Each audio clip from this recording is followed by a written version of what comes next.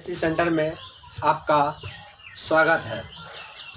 उम्मीद करते हैं आप जहां भी होंगे, भगवान से मेरा यही कामना है आप अच्छे ही होंगे। तो नेक्स्ट वीडियो लेकर के हम आपके सामने आए हैं और मैं एक बार फिर से जो पिछले वीडियो में बताऊं उसका फिर से कुछ रिवीजन करवा देते हैं, फिर हम लोग चलेंगे आगे विषय वस्तु की ओर। तो सबसे पहले हम लोग आज इस वीडियो में जानेंगे कि ट्रायगोनोमेट्रिकल रेशियो यानी ट्रायगोनोमेट्रिकल रेशियो त्रिकोणमितीय अनुपात क्या होता है। तो सिंपली इसका हम लोग सिंपली डिफिनेशन देंगे। किसी समकोण त्रिभुज में भुजाओं के अनुपात को किसी समकोण त्रिभुज में भुजाओं के अनुपात को त्रिकोणमितीय अनुपात कहा जाता है। यानी हम लोग सीधा बोलेंगे शॉर्टकट में कि किसी समकोण त्रिभुज में भुजा का जो भी अनुपात होता है वही उसका ट्रायगोनोमेट्रिकल रेशियो कहलाता है। तो आइए दोस्तों, अब हम एक समकोण त्रिभुज की रचना करेंगे, यानी ए बी सी एक समकोण त्रिभुज बनाएंगे। लिख दिए हैं त्रिभुज ए बी सी एक समकोण त्रिभुज है जिसका कोण बी समकोण है यानी 90 डिग्री है। फ्रॉम पाइथागोरस थ्योरम यानी पाइथागोरस प्रमेय के उपयोग से हम लोग एक फार्मूला इसमें ऐड करते हैं, एच स्क्वायर बराबर P square plus B square, यानी हाइपोटेनियस, परपेंडिकुलर और बेस का ये रिलेशन है। इससे ही हम लोग तीन फार्मूला और बना सकते हैं आसानी से।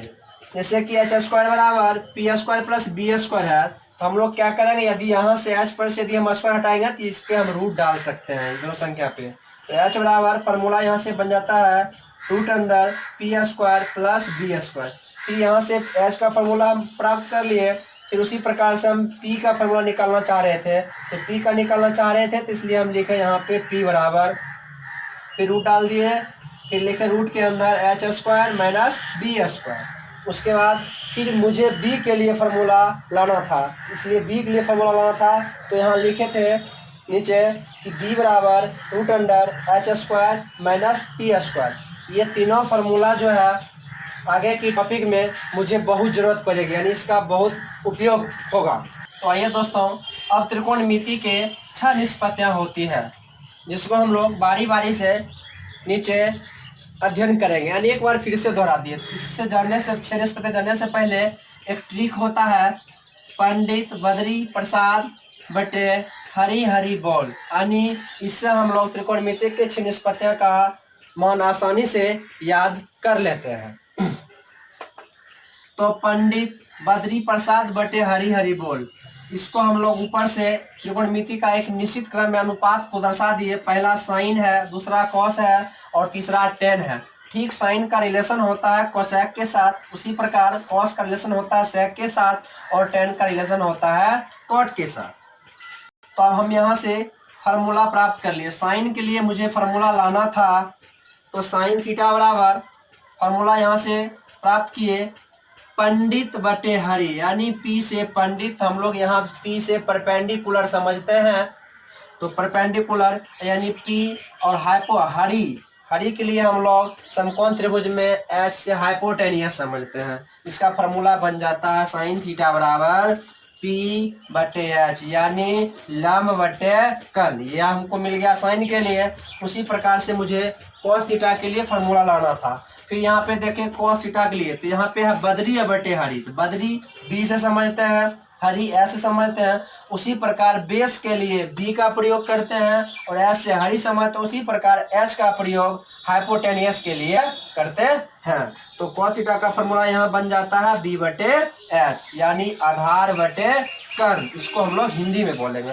उसी प्रकार से फिर टेन के लिए फार्मूला लाए प्रसाद बटे बोल, यानी पी से पंडित समझे और बी से बोल, तो टेन थीटा फॉर्मूला बन जाता है पी बटे बी, यानी इसको परपेंडिकुलर बटे बेस, इसके बराबर हिंदी में परपेंडिकुलर को लंब बोलते हैं और बेस को आधार बोलते हैं। उसी प्रकार से फिर इसी प्रकार कोसेक थीटा के लिए हम लोग फार्मूला प्राप्त करते हैं। जैसे यहाँ पे हरि लिखा हुआ है नीचे और प्रसाद पंडित लिखा हुआ है ऊपर में। ठीक इसी अनुपात को हम लोग तीनों को बारी बारी से उलट देते हैं तो ये 3 का फॉर्मूला मुझे आगे मिल जाता है। तो जैसे यहाँ पे है कोसेक थीटा, कोसेक का रिलेशन है साइन के साथ, तो साइन के फॉर्मूला को यदि हम लोग साइन के फॉर्मूला को यदि हम लोग उलट देते हैं तो इसका कोसेक का फॉर्मूला मिल जाता है।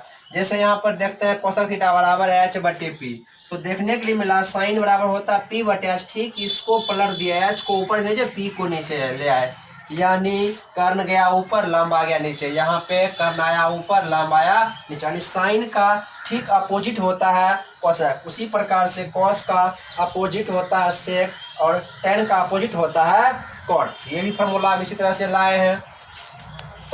उसी प्रकार होता है सेक थीटा का एच बटे बी। एस से हरी और बी से बदरी। हरी के लिए हम लोग हाइपोटेनियस समझते हैं और बदरी के लिए हम लोग बेस समझते हैं, यानी एच बटे बी यानी कर्ण बटे आधार। ये किसका हो गया फॉर्मूला? सेक थीटा का। उसके बाद आ जाता है आपका एक फॉर्मूला लास्ट वाला कॉट थीटा का, यानी कॉट थीटा का फॉर्मूला बन जाता है बी बटे पी। बी से बेस और पी से परपेंडिकुलर। बेस के लिए हिंदी में आधार, परपेंडिकुलर के लिए हिंदी में बोलते हैं बेस। तो इतना जानने के बाद हम लोग फिर अब आ जाते हैं आगे विषय वस्तु की। तो धन्यवाद दोस्तों, यहाँ तक बताने के बाद फिर हम अब एक्सरसाइज नेक्स्ट वीडियो में लेकर के आएंगे।